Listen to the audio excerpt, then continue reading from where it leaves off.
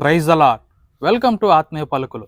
ప్రభునందు ప్రియ దైవజనమ, యేసుక్రీస్తు ప్రభు వారు చేసినటువంటి 3.5 సంవత్సరాల పరిచర్యలో ఆయన ఎన్నో అద్భుతాలు చేయటం మనం చూస్తాం. అలాంటి అద్భుతాల్లో ఒకటైనటువంటిది ఈ దినాన మనము ధ్యానించుకుందాం.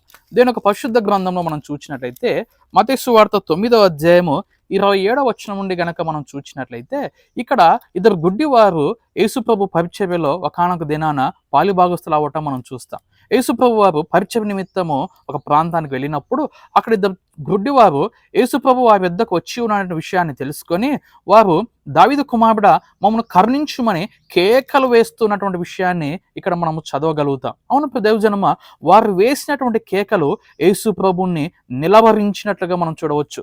ఎప్పుడైతే యేసు ప్రభు వారి యొక్క కేకలు విన్నాడో అప్పుడు వారికి ప్రశ్నించాడు, నేను ఇది చేయగలనని మీరు నమ్ముచున్నారా అని వారిని అడిగినప్పుడు అవును ప్రభువా మేము నమ్ముచున్నాము అని సమాధానం ఇస్తారు. ఎప్పుడైతే వారు నమ్ముచున్నాము అనేటువంటి సమాధానం ఇచ్చారో యేసుప్రభు అంటూ ఉన్నాడు, మీ నమ్మిక చొప్పున మీకు కలుగును గాక. ఆ మాట చెప్పినంతలోనే వారి కనులు తెరవబడినట్లుగా దీని లేఖనంలో మహా అద్భుతాన్ని మనం చూస్తూ ఉన్నాం.